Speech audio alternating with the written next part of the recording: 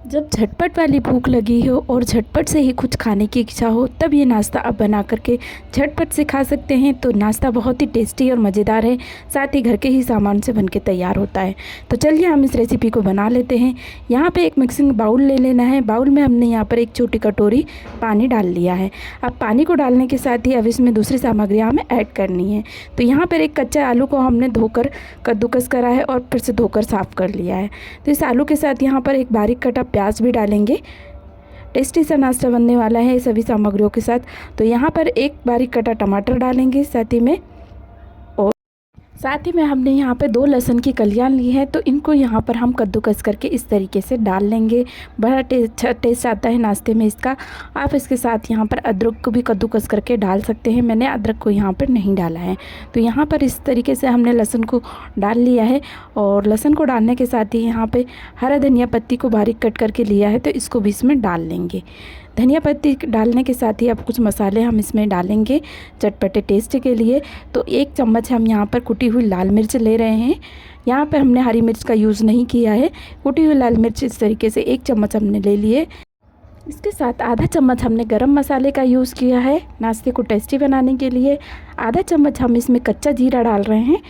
जीरा आप जीरा पाउडर का भी यूज़ कर सकते हैं। और इसके बाद यहाँ पर हम थोड़ा सा स्वाद अनुसार नमक डालेंगे और इसी के साथ हल्दी पाउडर का थोड़ा सा यूज़ करेंगे नाश्ते में कलर के लिए। और इसके बाद यहाँ पर थोड़ा सा ही यहाँ पर लाल मिर्च पाउडर डाल रहे हैं, क्योंकि हमने कुटी हुई लाल मिर्च का यूज़ किया है। तो लाल मिर्च का पाउडर थोड़ा सा कम यूज़ करेंगे यहाँ पर। तो सभी मसाले हमने डाल लिए हैं और मसालों की मात्रा हमने कम रखी है। ज़्यादा यहाँ पे भर भर के मसाले हमने यूज़ नहीं किए हैं। इससे बहुत ही टेस्टी सा नाश्ता बनेगा और खाने में चटपटा सा लगेगा। तो यहाँ पर इन सभी मसालों को हमें मिक्स कर लेना है एक बार अच्छी तरीके से। तो इस तरीके से हमने चम्मच से एक बार मिला लिया है सभी मसालों को। तो सारे मसाले हमारे मिक्स हो चुके हैं और अब यहाँ पर हमें आधा कप भर के बारीक वाली सूजी ली है।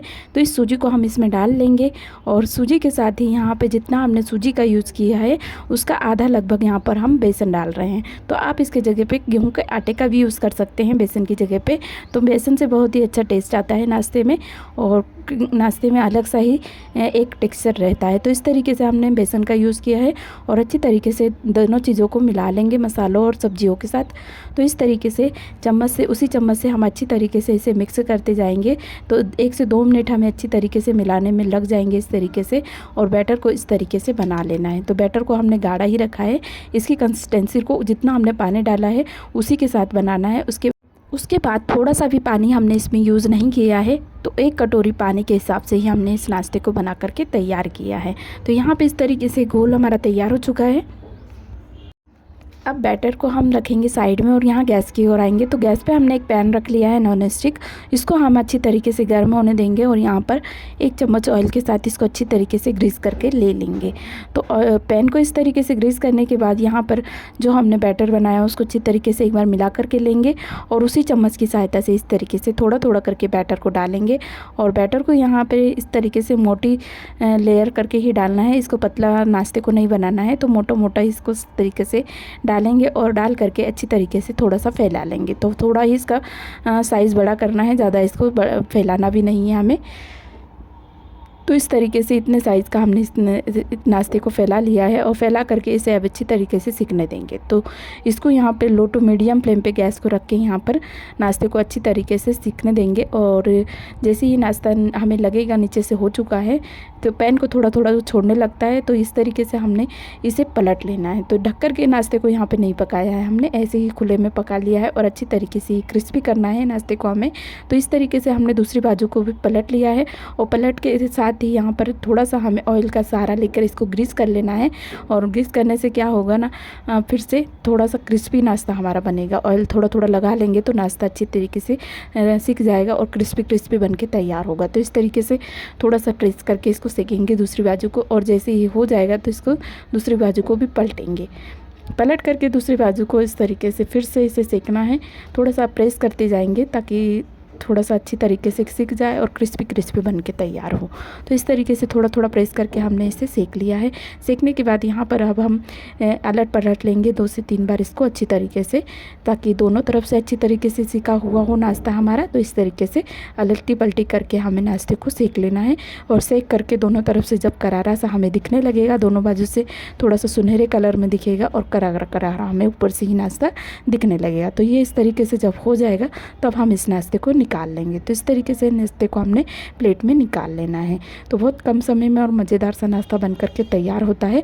तो इस तरीके से हमने इसे निकाल लिया है और अब बचे हुए बैटर से दूसरे नाश्ते को भी इसी तरीके से बना करके तैयार करेंगे।